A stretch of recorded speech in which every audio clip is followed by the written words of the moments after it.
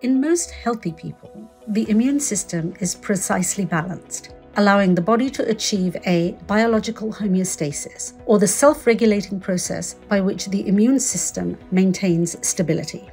Typically, the body is able to continually maintain this state of homeostasis. The immune system distinguishes between recognizing self, or cells that display self-antigens, and non-self, or cells which display foreign antigens. When the immune system recognizes cells that are foreign, for example in the context of an infection, B cells and T cells are activated to kill those foreign cells without attacking the body's healthy cells.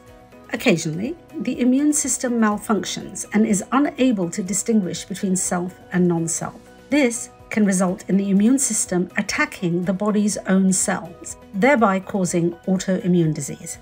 Dysregulation of immune cells can also be a factor in the context of many cancers. In this case, the immune system is weakened or fails to recognize and kill cancerous cells. When the immune response is too weak, it leaves us vulnerable and makes it challenging to fight these diseases. While autoimmune diseases and cancer are on opposite ends of the spectrum, both can happen as a result of immune dysregulation. Over the past few decades, our understanding of the immune system has grown exponentially and highlighted the interplay between autoimmunity and cancer.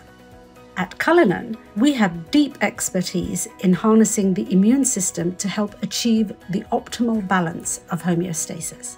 We are leveraging this understanding to identify key targets involved in immune system regulation that may be amenable to therapeutic modulation. We select the right target and pair it with the optimal modality for the particular disease state in order to either activate or dampen the immune system. Our approach to understanding and leveraging the immune system offers an ideal opportunity to modify disease. Our goal is to pursue emerging frontiers of scientific promise to bring new standards of care to patients living with autoimmune diseases and cancer.